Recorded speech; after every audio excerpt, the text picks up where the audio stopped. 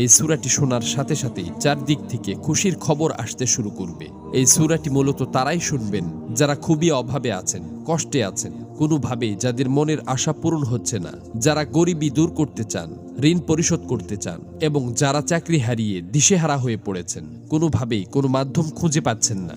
আজকের এই গুরুত্বপূর্ণ সূরাটি শুধুমাত্র তাদের জন্যই। কষ্ট করে সূরাটি আপনারা মনোযোগ দিয়ে প্রথম থেকে শেষ পর্যন্ত শুনুন। ইনশাআল্লাহ এই সূরাটি শোনার উসিলায় আপনাদের সকল অভাব অনটন গায়েব থেকে দূর হয়ে যাবে, সকল ঋণ পরিশোধের ব্যবস্থা হয়ে যাবে, মনের সকল অপূর্ণ আশা আকাঙ্ক্ষাগুলো পূরণ হয়ে যাবে। আপনি যা চাইবেন সাথে সাথে তাই কবুল হবে ইনশাআল্লাহ। প্রিয় বন্ধুরা, আল্লাহ পাক চাইলে সবকিছুই সম্ভব। এজন্য আল্লাহ তাআলার কোরআন মাজিদের সর্বশ্রেষ্ঠ এই সূরাটি শুনতে শুনতে আপনার মনের সকল নিয়ত, মনোবাসনা ও জীবনের সকল চাওয়াগুলো আল্লাহ তাআলার কাছে মনে মনে দোয়ার মাধ্যমে তুলে ধরবেন। আল্লাহ চান তো মুহূর্তেই আপনার জীবনটা পরিবর্তন হয়ে যাবে। প্রিয় বন্ধুরা, জীবনে তো অনেক প্রচেষ্টাই করেছেন, একবার না হয় কোরআন মাজিদের এই সূরাটির উপর বিশ্বাস রেখে প্রথম থেকে শেষ পর্যন্ত শুনলেন। এই সূরাটি শোনার পর আপনি নিজেই বাধ্য হবেন আমার জন্য দোয়া করতে। এই সূরাটি এখন পর্যন্ত লক্ষ লক্ষ কোটি কোটি মানুষ শুনেছে এবং সকলের ভাগ্য অলৌকিকভাবে পরিবর্তন হয়ে গেছে। আমার কথা বিশ্বাস হচ্ছে না? তাহলে সূরাটি একবার শুনেই দেখুন।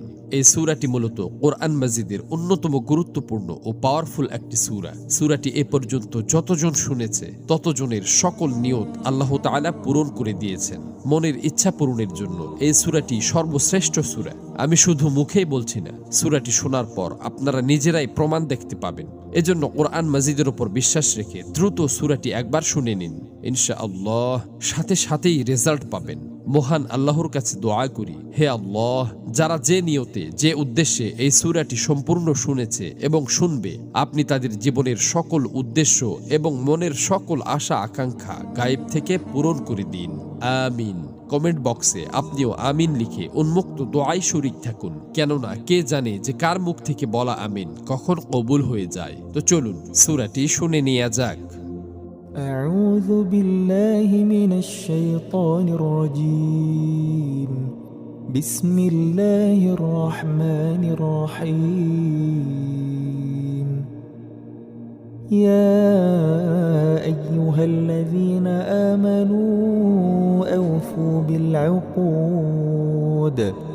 أحلت لكم بهيمة الأنعام إلا ما يتلى عليكم غير محل الصيد وأنتم حرم. إن الله يحكم ما يريد. يا أيها الذين آمنوا لا تحلوا شعائر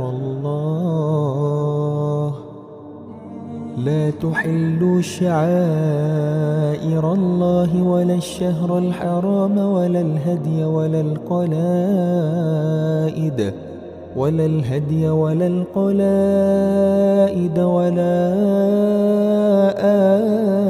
آمين البيت الحرام يبتغون فضلا من ربهم ورضوانا. وإذا حللتم فاصطادوا ولا يجرمنكم شنآن قوم أن صدوكم عن المسجد الحرام أن تعتدوا